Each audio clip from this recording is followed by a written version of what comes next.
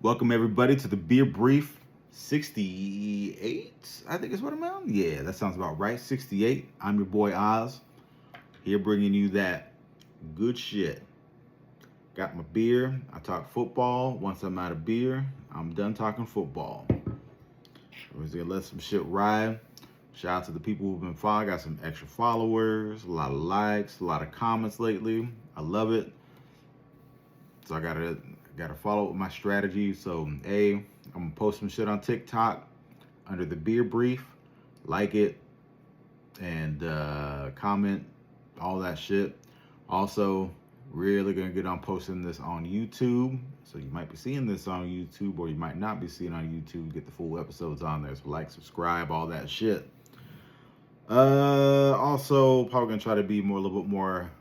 We'll try to do another live on Saturday night, I think, before the game, talking about that and whatever the fuck else comes up, man. So we'll start with the week 9 overreactions. Actually, we'll start with me taking a sip of this.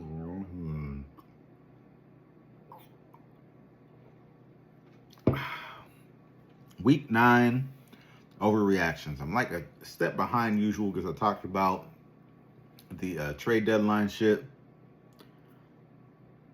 And I was like tired as fuck I ended up recording 2 yesterday, so that was all good. Anywho.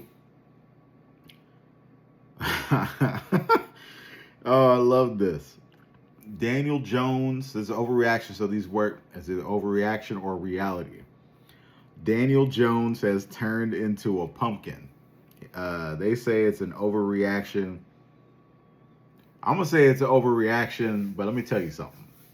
If you're a Colts fan, you know what the fuck if you're a Colts fan, maybe you don't fully understand. If you're a Giants fan, you know goddamn well what that look on his face was when playing against the Steelers.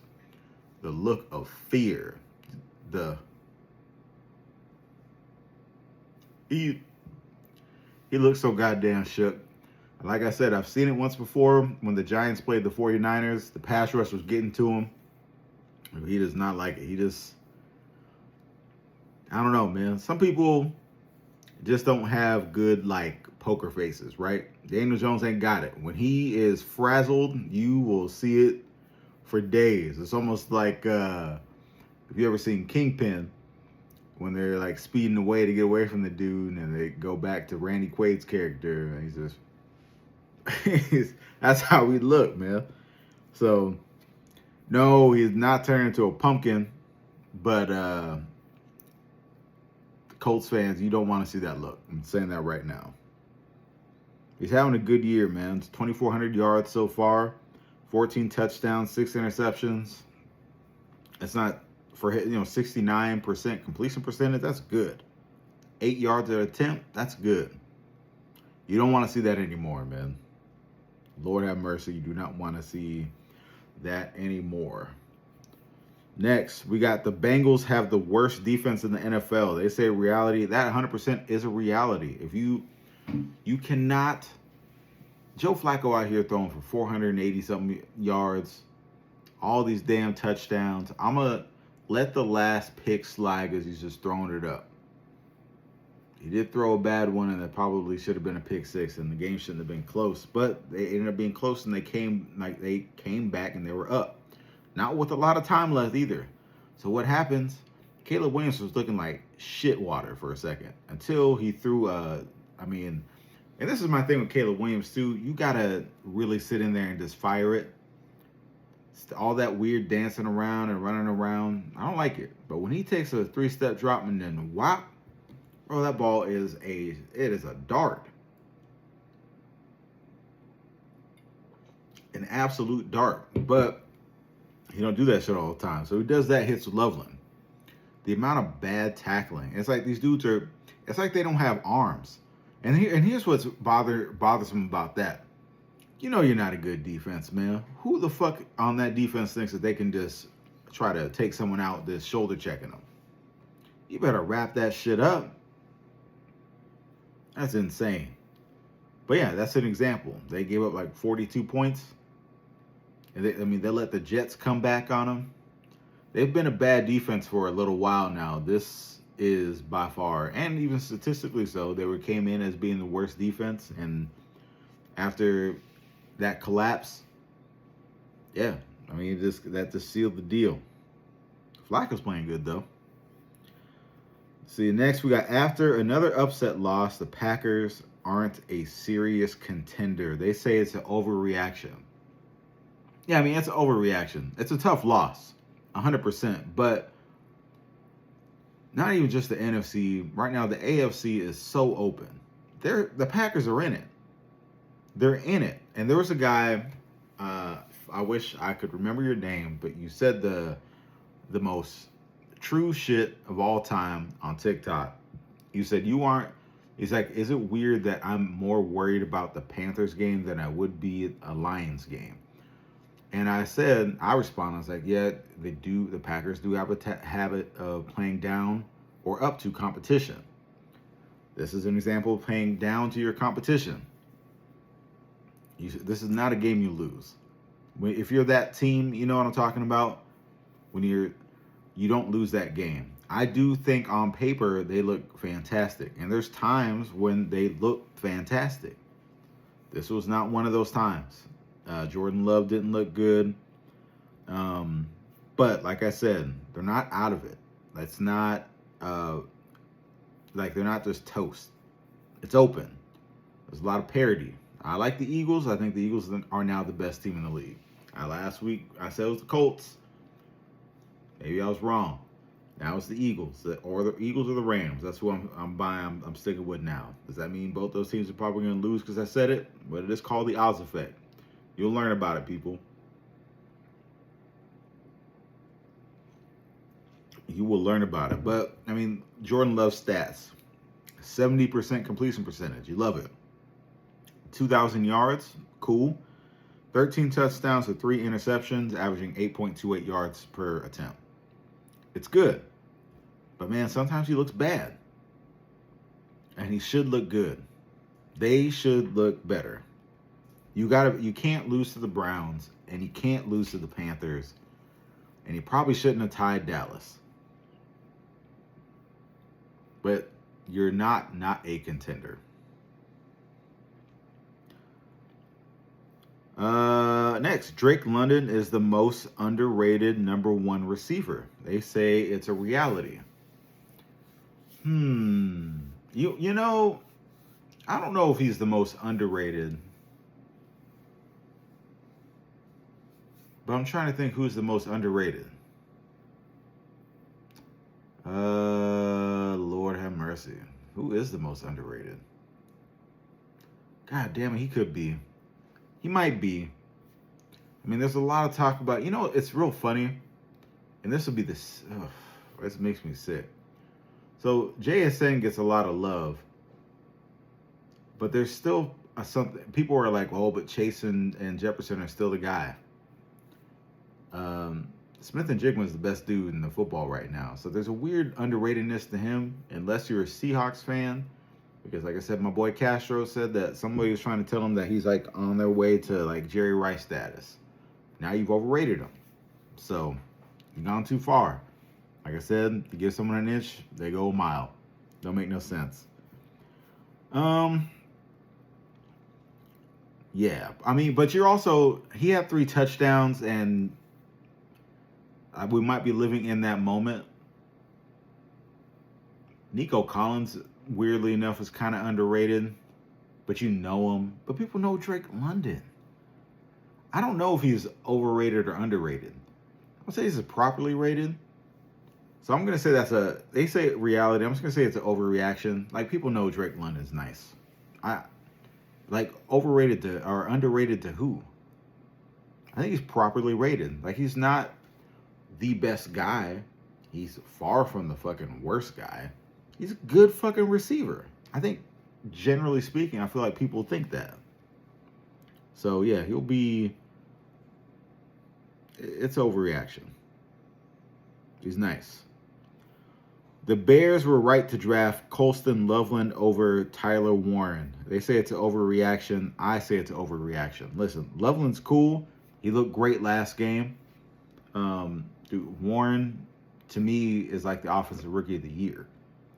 TJ Warren that's the real deal right there. No disrespect to Loveland. He's cool. TJ Warren would have been the right pick. Well, I'm not going to say the right pick or the wrong pick, but out of the two, I would prefer TJ Warren. Loveland obviously is working for them. They had Cole Kmet there, so who knows how they would have used Warren. But Warren is using, hey, the Colts are using him right. You just got to you just can't have Daniel Jones. Can't be out there doing that shit. Scared for his goddamn life. I don't understand it. Don't get it. But I mean, that play at the end of the game, though, I mean, that's a hell of a play. Bad tackling, but even bad tackling, all that being said, you still got to fight through it and get that damn touchdown. And he did it. Whew, Lord have mercy. This one. Josh Allen has officially drawn even with Patrick Mahomes. They say it's an overreaction. I say it's an overreaction. The world says it's an overreaction. There's not a soul. Maybe people in Buffalo think this. Him and even in what regards? In talent, not accolades, because it ain't even fucking close. Listen, you're talking about a surefire Hall of Famer in Mahomes, and you got a really good quarterback in Josh Allen. Now this year, I think Josh Allen is playing better than Mahomes, but I don't know how you can say that he's drawn even. In what? In what? The Bills beat the Chiefs all the time in the regular season, and they don't get it done in the postseason. The Bills are going to be like, it's the refs. The refs cost us. That ain't it. And even is it, man, who gives a fuck? Can't cost you every single goddamn time. At some point, you got to look at yourself, people. You got to look at your goddamn self. So no, this dude hasn't drawn even with Mahomes. No, there's levels to this shit. Relax. Matthew Stafford is putting together an MVP season. They say it's reality. 100% that's reality. I'm going to read off some numbers for you. So 67 completion percentage. 2,147 yards. 21 touchdowns. 2 interceptions. Only 2. Yes, that dude is an MVP candidate. And to me, right now, he is the MVP frontrunner. I know some people are going to say Darnold, and Darnold's cool, but I think what Stafford is doing right now, and it's even more impressive because apparently he had a bad back, but I don't even know if he even had a bad back anymore. I don't. It was all lie, trying to fool us, Sean McVay. But yeah, no, he's having a hell of a season. He looks great. Puka, without Puka, Devontae Adams. I mean, he's doing his thing. He is doing his thing.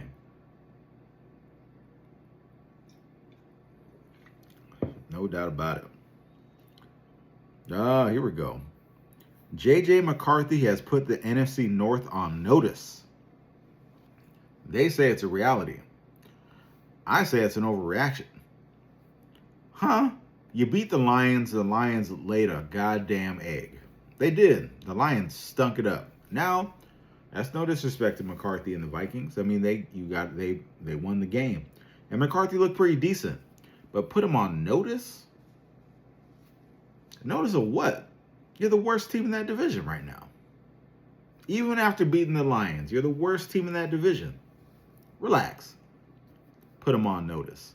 Let's see him string that together, because last time we saw him put together or look okay, he followed that up with 4 quarters of absolute poop juice. Come on, baby. What are we talking about?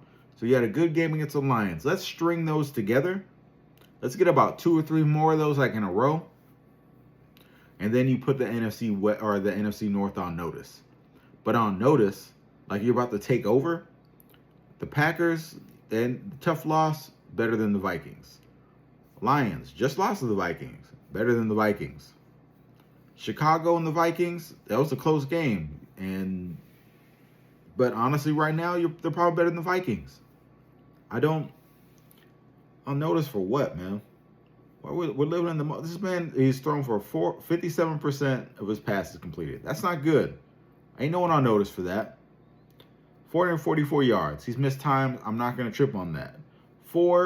That's kind of funny. 444 yards, 4 touchdowns, 4 interceptions. Notice for what? You ain't even played 4 games and you got 4 interceptions. Now, what the fuck are you talking about? Reality. Lost your damn mind. Oh, man, let's see. Oh, here we go. 49er stuff. I was trying to look for something to talk about. We got it. Christian McCaffrey has overtaken Jonathan Taylor in the Offensive Player of the Year race. They say it's an overreaction. So we're only looking at the only stats they're showing right now is rushing ones. It's 168 attempts for 596 yards. So damn near 600 yards rushing. We ain't even talking about the passing yard or the receiving yards. So has he overtaken him? I don't know. That's a tough one. But he should be in consideration, 100%. McCaffrey's having a hell of a year. This usage rate is through the goddamn roof. It is insane. Ooh.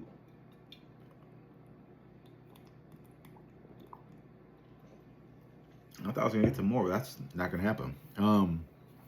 It is, it's crazy how high it is. But we need all those touches. Holy shit. We need every ounce of what he's given us. So to say it's an overreaction seems extreme, but I know there's only 2 things to say: overreaction and reality. I don't know if he's overtaken him, so I guess technically it would be an overreaction. But I will say this: he's right there. If Jonathan Taylor has another fucking dud of a game and my man McCaffrey just keeps doing what he's doing, he'll overtake him.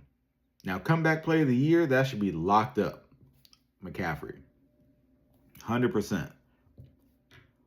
Offensive player of the year, he's in contention. It's like 2 or 3 probably in that. Let's see here. Seahawks are the team to beat in the NFC. They say it's an overreaction. So if we're labeling it to one team, I think the team to beat is the Eagles, right? Defending Super Bowl champs, they look good and made great moves in the deadline. Seattle made a good move too. But just the continuity and, keeping things together, and just based off what the fuck they did last game and finally getting the running game going, that's the team to beat.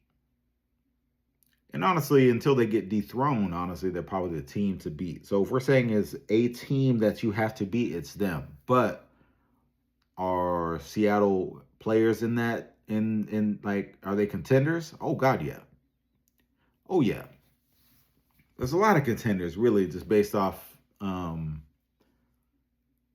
there's some good teams, and then the bad teams are real bad.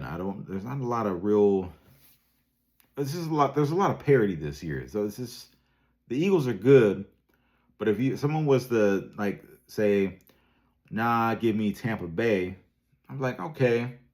They'd be like, nah, give me Seattle. Okay. It's like, nah, give me the Rams. Okay. Give me the 49ers. Hell yeah. Now give me the Lions or the Packers. It's like, okay. So there's a lot of options.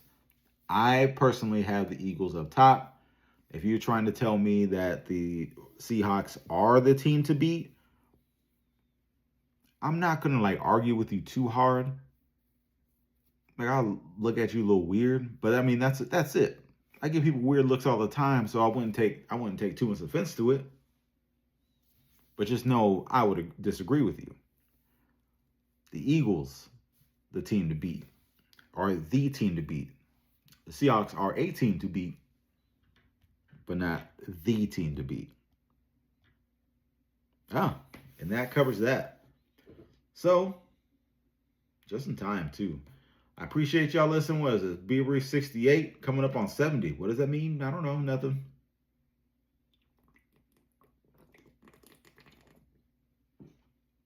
Check me out. TikTok, YouTube, all that shit.